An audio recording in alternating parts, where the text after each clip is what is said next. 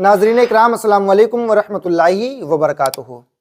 اللہ تبارک و تعالیٰ جب اپنے بندے کی حفاظت فرماتا ہے تو اس انداز سے حفاظت فرماتا ہے کہ دنیا کا کوئی انسان گمان نہیں کر سکتا۔ تمام ایسے واقعات بے شمار ہیں کہ جب موسیٰ علیہ السلام کو فرعون نے قتل کرنے کا ارادہ کیا تو اللہ نے کس طرح سے موسیٰ علیہ السلام کی حفاظت فرمائی۔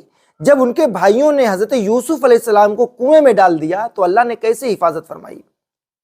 جب ابراہیم خلیل اللہ کو آگ میں ڈالا گیا تو اللہ نے کیسے حفاظت فرمائی۔ جب حضرت یعقوب علیہ السلام کی آنکھوں کی روشنی چلی گئی تو اللہ نے کس طرح سے حضرت یعقوب علیہ السلام کی آنکھوں کی روشنی واپس فرمائی۔ بے شمار ایسے واقعات ہیں۔ صرف یہ واقعات اس لیے ہیں کہ تاکہ بندے کا تعلق اللہ سے مضبوط ہو جائے، اللہ پر یقین اس کا مضبوط ہو جائے۔ ان واقعات کو بتانے کا مقصد صرف اور صرف یہ ہے کہ بندے کا تعلق اللہ کی بارگاہ میں مضبوط ہو جائے، بندہ اللہ سے مانگنے والا بن جائے، بندہ اللہ کی بارگاہ میں سجدہ ریز ہونے والا بن جائے، بندے کا یقین اللہ کی ذات پہ مضبوط ہو جائے۔ ایسے ہی ایک واقعہ ہماری نظر کے سامنے سے گزرا۔ سمندر میں ایک جہاز جا رہا تھا، اس میں تمام تاجر لوگ موجود تھے اور تمام تاجروں کا سامان بھی اس میں موجود تھا، اور وہ جہاز جو تھا وہ تجارتی جہاز تھا، بحری جہاز سمندر میں جا رہا تھا، اور وہ جہاز اپنی منزل پہ رواں دواں تھا اور اس کو اپنی منزل پہ پہنچنا تھا۔ تمام تاجر لوگ اس میں بیٹھے ہوئے تھے، ہر انسان اپنی اپنی موج مستی میں تھا۔ جب وہ جہاز سمندر کے بیچوں بیچ جاتا ہے تو جہاز ڈوبنے لگتا ہے، تو سارے تاجر لوگ پریشان ہو جاتے ہیں کہ سامان زیادہ ہونے کی وجہ سے جہاز ڈوب رہا ہے۔ وہ تاجر لوگ دیکھتے ہیں کہ سمندر میں جہاز ڈوب رہا ہے۔ جیسے ہی وہ یہ دیکھتے ہیں کہ سمندر میں جہاز ڈوب رہا ہے تو یہ مشورہ کرتے ہیں کہ اس سے سامان کچھ کم کر دیا جائے۔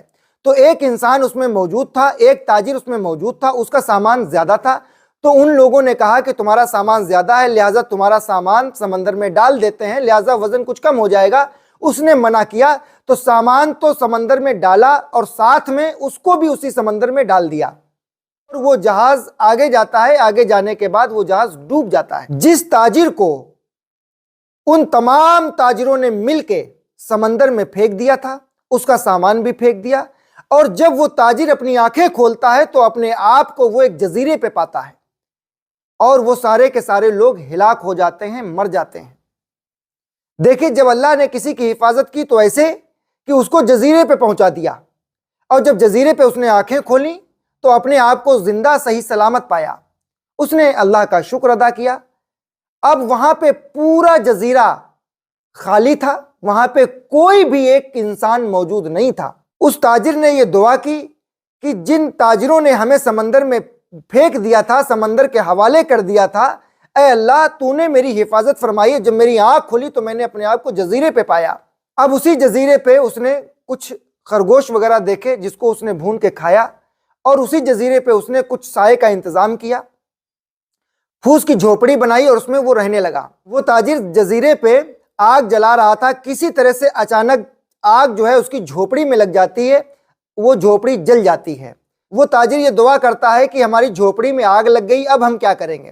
جیسے ہی اپنی دعا کو مکمل کرتا ہے، اللہ کی بارگاہ میں التجائیں پیش کرتا ہے، اللہ سے دعائیں کرتا ہے، تو جیسے دعا اس کی مکمل ہوتی ہے تو کیا ساحل پہ دیکھتا ہے، اسی جزیرے کے ساحل پہ وہ کیا دیکھتا ہے کہ ایک کشتی ہے اور اس پہ کچھ ملاح سوار ہیں، اور وہ فوراً دوڑے دوڑے اس کے پاس آتے ہیں، تاجر کے پاس، اور یہ کہتے ہیں کہ یہاں پر آگ جلی تو مجھے پتا چلا کہ اس جزیرے پہ کوئی انسان ہے جو ہمیں مدد کے لیے بلا رہا ہے، کوئی ایسا خدا کا بندہ ہے جس کی ہمیں مدد کرنی چاہیے، تو ہم لوگ یہاں پہ آ گئے۔ اور وہ تاجر ملاح لوگوں کے ساتھ میں کشتی پہ سوار ہوا اور وہ ساحل پہ پہنچتا ہے، اپنے وطن اپنے گھر پہنچ جاتا ہے۔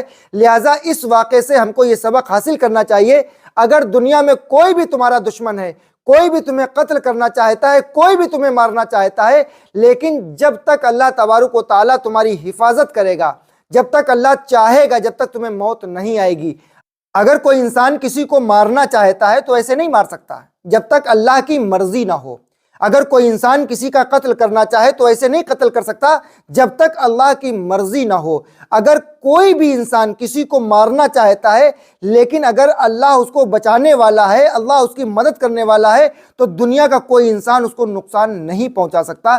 اللہ کی ذات پہ یقین کرنے کی ضرورت ہے، اللہ پہ بھروسہ کرنے کی ضرورت ہے، اللہ سے دعائیں کرنے کی ضرورت ہے، اللہ کی بارگاہ میں سجدہ ریز ہونے کی ضرورت ہے، اللہ کی بارگاہ میں اپنے گناہوں کی معافی مانگنے کی ضرورت ہے۔ لہٰذا پروردگار عالم غفور الرحیم ہے، مالک یوم الدین ہے، ہمارے اور آپ کے تمام چھوٹے بڑے گناہوں کو معاف کرنے والا ہے۔ اللہ تبارک و تعالی ہمیں اور آپ کو سب کو کہنے سننے سے زیادہ عمل کی توفیق عطا فرمائے۔ السلام علیکم ورحمۃ اللہ وبرکاتہ۔